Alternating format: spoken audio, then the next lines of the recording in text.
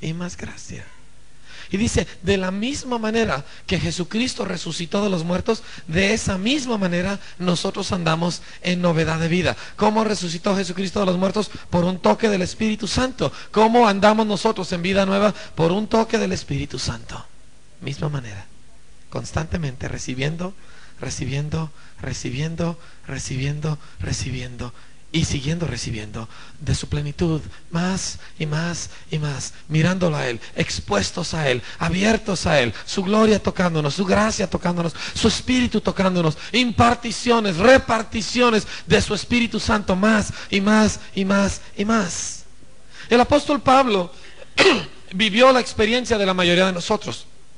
No la vamos a leer, pero la encontramos en Romanos capítulo 7, ¿sí? Y nosotros vemos ahí que Pablo está frustrado. Dice, yo no sé qué me pasa. Dice, yo quiero hacer lo bueno, pero hago lo malo. Trato de hacer lo que Dios dice, termino haciendo lo contrario. ¿Sí? Dice, yo no sé qué traigo adentro, yo no sé dónde tengo la cabeza. Dice, por más que yo me esfuerzo, dice, por hacer lo bueno, encuentro esta ley, que el mal está dentro de mí, que el bien no habita adentro de mí. Dijo, yo sé que en mí, en mi carne, en mis fuerzas, en mi intelecto, en lo que yo he logrado en la vida, no mora el bien, porque el querer el bien está en mí, pero no el hacerlo. Y continúa él con su disertación y dice, pero veo otra ley en mis miembros.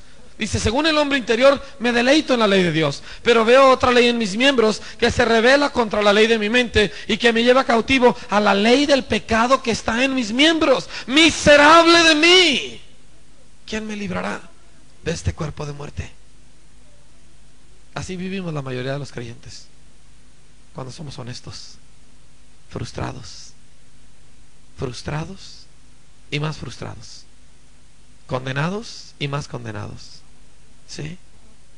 Y vamos a una reunión, vamos a un congreso, vamos a un evento, nos emocionamos, como estamos buscando al Señor con sinceridad, decimos sí, sí, sí, ahora sí, y nos vamos, y a los 2-3 días, después de que nos peleamos con nuestra esposa, después de que tuvimos nosotros un problemón en el trabajo, después de que batallamos con nuestro carácter, entonces otra vez volvemos a la misma condenación. Yo no quiero que eso pase después de este congreso.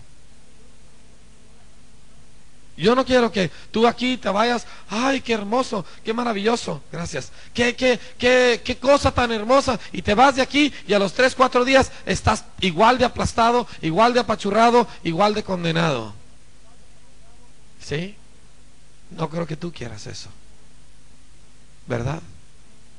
Digo, porque yo no puedo seguir viviendo la vida así.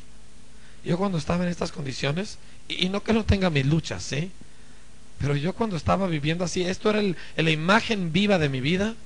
Un día le dije al Señor, le dije, esto es lo que voy a vivir los siguientes 50 años de mi vida. Digo, esto es mi destino. Porque si así es, mátame de una vez. ¿Sí? Al cabo tengo un buen seguro de vida, mi familia se queda bien, ¿verdad? No les va a faltar nada, les dejo muchas fotos, mátame. Porque esto me vuelve a mí loco. Pero Pablo descubrió, es que la mayoría de los cristianos vivimos así, porque Pablo estaba tratando de en sus fuerzas cumplir con Dios. Eso no se puede hacer, nadie lo ha hecho nunca, ¿sí? Y su respuesta entonces es el capítulo 8, todo el capítulo 8. La semana pasada desafié a los hombres a hacer algo que se me desafió a mí hace casi 2 años. No, poco más de 1 año. Se me desafió a mí a memorizar Romanos 8, ¿sí? Todo el capítulo. Y yo al principio se me hacía imposible, pero después empecé a hacerlo y logré hacerlo, ¿sí? Y tengo una pequeña fórmula. Y yo quiero desafiar a todos ustedes a que se lo memoricen, ¿sí? Algunos de los que estuvieron la semana pasada ya se comprometieron, así que no se me ha olvidado, ¿sí? Romanos 8, ¿qué haces? Lees el versículo, los primeros 5 versículos y los escribes leyendo el texto. 3 veces los escribes, ¿sí? Y luego los dices en voz alta 3 veces. Y luego los escribes viendo lo que tú escribiste otras 3 veces. y luego los lees en voz alta leyendo lo que tú escribiste otras 3 veces, y luego los dices en voz alta sin mirar otras 3 veces. Ya para entonces ya te memorizaste esos 5 versículos, y lo sigues haciendo con los siguientes, y nada más de vez en cuando repasando los anteriores, y se te graba. De vez en cuando yo me le doy una vuelta, ¿sí? Y deja tú, bueno, se lo recomiendo. Es más, ¿alguien quiere aventarse? ¿Quién se quiere aventar? Bueno, después les hago la pregunta, ¿sí? Porque los veo que están un poquito... El capítulo 8 es la respuesta de Pablo al capítulo 7, ¿sí? Y en el capítulo 8 dice: ahora pues, ninguna condenación. ¿Qué significa condenación? No significa sentimiento de culpabilidad, ¿sí?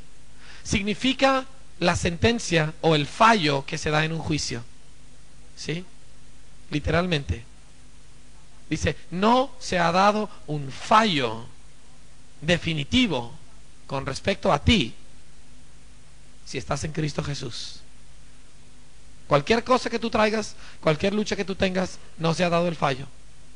Dios puede cambiarlo. Dios quiere cambiarlo, ¿sí? Dice: para los que no andan conforme a la carne, sino conforme al Espíritu. Dice: porque la ley del Espíritu de vida en Cristo Jesús me ha librado de la ley del pecado y de la muerte que está en mis miembros. ¿Se acuerdan? Lo leímos en el capítulo 7, versículo 23. Él le dijo: yo quiero hacer la voluntad de Dios, pero veo otra ley en mis miembros. Dice: la ley del pecado que está en mis miembros. Y luego dice: pero la ley del Espíritu de vida en Cristo Jesús me ha librado de esa ley del pecado que habita en mis miembros. ¿Cómo entonces puede el creyente experimentar la victoria, el cambio, la libertad, el progreso en la vida espiritual? Solamente mediante la llenura constante, la impartición regular, la repartición del toque del Espíritu, de la presencia del Espíritu, de los dones y ministerio del Espíritu a nuestras vidas. La vida en victoria es la vida en el Espíritu. La carne para nada aprovecha, ¿sí? Ahora, estoy diciendo esto como una especie de introducción a lo que yo creo que el Señor quiere que nosotros hagamos esta noche, ¿sí? Y no voy a tomar mucho más tiempo. El asunto es este: la respuesta a tu vida es la impartición del Espíritu Santo. La respuesta a tu vida es que Él toque tu vida, que Él se manifieste en tu vida. Fue la promesa del Padre. Jesucristo murió para que esa promesa te fuera dada. Gálatas 3:13 dice: Cristo, dice, fue hecho maldición por nosotros, ¿verdad? Cristo nos ha redimido de la maldición de la ley. Dice: hecho maldición por nosotros, porque está escrito: maldito todo el que es colgado en un madero. Y el versículo 14 es la continuación de eso. Dice: ¿para qué en Cristo Jesús la bendición de Abraham alcanzase a los gentiles, a fin de que por la fe recibiésemos la promesa del Espíritu? ¿Para qué murió Cristo? Para que tú pudieras ser lleno de su naturaleza por el Espíritu Santo, para que tú pudieras ser lleno de su presencia por el Espíritu, para que tú pudieras ser un vaso del Espíritu de Dios, como originalmente lo fue Adán y ahora lo eres tú. Entonces el propósito de tu existencia, entre otras cosas, es que Dios esté llenando tu vaso de su Espíritu, y llenándolo, y llenándolo, y llenándolo, y llenándolo, y tú recibiendo gracia sobre gracia, sobre gracia, sobre gracia, y el resultado es que tu vida es transformada poderosamente, ¿sí? Este es el asunto de cómo nosotros recibimos, así vivimos la vida en Cristo, ¿sí? Déjame te muestro un ejemplo del Antiguo Testamento. Ahora, los cristianos modernos somos muy activos, o por lo menos sentimos que debemos de serlo, y eso es bueno. No es malo ser activo, ¿verdad? Pero hay que entender un poquito las cosas. ¿Qué es lo que bendice a la gente? Cuando tú quieres ministrar, a lo mejor como hombres todos tenemos que tomar responsabilidad dentro del cuerpo de Cristo, y más los pastores y los líderes y ancianos y diáconos. ¿Cómo ministramos? El Señor me mostró una vez un pequeño diagrama tan sencillo, ¿sí? Es el principio de ministerio del Salmo 23, ¿sí? Donde David dijo: mi copa está rebosando. Haz de cuenta que tú tienes aquí arriba una copa, ¿verdad? Y luego abajo de esa tienes 3 copas sosteniendo esa. Y abajo de esa tienes, qué sé yo, ¿verdad? Unas 7 copas, 8 copas sosteniendo esas 3. Y debajo de eso tienes, no sé, ¿verdad? Quizá unas 12, 14 copas sosteniendo todas esas. Entonces agarras tú una jarra, ¿verdad?, de vino, y empiezas a vertir en la copa de arriba, ¿sí? ese eres tú. Y cuando se llena la copa y empieza a desparramarse, ¿qué le sucede a las copas que están abajo? Ellas se empiezan a llenar, ¿verdad? Y cuando esas se llenan y empiezan a rebosar, las que siguen se empiezan a llenar. Este es el principio de cómo ministramos. Yo me lleno, y cuando ya se me está tirando, bendice a los demás. Hay muchos que nosotros andamos haciendo y haciendo y haciendo y haciendo tantas cosas pensando que eso es ministerio, y son nada más las acciones, los movimientos del ministerio, pero a nadie bendicen. Pero a veces uno se encuentra con algún hermano tan lleno del Señor, tan lleno de su presencia, y platica con él 30 segundos, él ni cuenta se dio de qué sucedió, y uno se va lleno, bendecido. ¿Por qué? Porque a él se le estaba desparramando y le cayó a uno. Entonces, aún en el ministerio, la esencia del ministerio eficaz es recibir y recibir y recibir y recibir. Y hay gentes que piensan, eso me suena demasiado egoísta. No, no, porque cuando tú recibes de Él no es egoísta. ¿Sí? Él da. Él dijo, de gracia recibisteis, y luego ¿qué? Dad de gracia. No puedes dar si no recibes. Si no se está desparramando de tu vida, ¿qué le das a los demás? Si tú mismo estás vacío, ¿sí? Tú tienes que estar lleno. ¿Y cómo estás lleno? Recibiendo y recibiendo y recibiendo, ¿sí? O vaya, es como un río. Jesucristo comparó la vida en el Espíritu a un río, ¿verdad? Dijo, si alguno tiene sed, venga a mí y beba. Y como dice la Escritura, de su interior correrán ríos de agua viva. Un río puede estar lleno en un instante, y si al siguiente instante no le entra agua, ¿qué le sucede? Se empieza a bajar y se seca. Tiene que estarle entrando agua constantemente, constantemente. Tiene que estar recibiendo agua constantemente. ¿De dónde reciben los ríos su agua? De arriba, de la lluvia, del cielo. Si cesa la lluvia, los ríos se secan. ¿Verdad que así es? La vida del creyente es igual. Dice, pero es que me siento lleno. Por eso necesito seguir recibiendo, porque no quiero que se me baje. Pero es que he sido enormemente bendecido. Mañana necesito, y cuando llegue a casa sigo necesitando, y el siguiente domingo en la reunión de mi congregación necesito seguir recibiendo. ¿Por qué? Porque no quiero que se baje el río. ¿Sí? Vamos a ver un ejemplo en el Antiguo Testamento que nos puede ayudar un poco para entender y aprender cómo recibir. ¿Sí? Porque aunque parezca la cosa más absurda, lo que menos sabemos los seres humanos es recibir. Con lo que más batallamos es recibir, ¿sí? Porque atenta contra nuestro orgullo, nuestra dignidad y nuestra necesidad de pagar por las cosas y de no sentirnos limoneros, ¿verdad?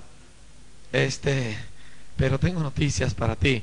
Tu dignidad y todo eso, Dios piensa destruirla por completo, ¿verdad? Y a cambio quiere darte vida. ¿Qué quieres? ¿Dignidad, orgullo o vida? ¿Verdad? Capítulo 29 de Éxodo.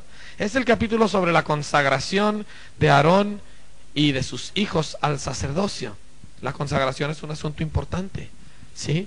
Nosotros debemos de consagrarnos. Pero ¿cómo sucede esto de la consagración? Bueno, pues vamos a ver aquí. Ahora, al leer el pasaje, capítulo 29 de Éxodo, quiero que recuerdes que Moisés es una figura de Cristo, ¿sí? La Escritura nos dice que Moisés fue el mediador entre Dios e Israel, así como Cristo es el mediador entre Dios y los hombres. Y Moisés mismo dijo que Dios iba a levantar un profeta como él, y estaba hablando de Jesucristo, del Mesías, ¿verdad? Romanos 5 y Gálatas 4, ambos nos hablan acerca de esta misma realidad, de que Moisés era un tipo, un mediador, de una especie de símbolo de Jesucristo. Entonces, al leer esto, hay que entender, ¿verdad?, a quién está representando Moisés.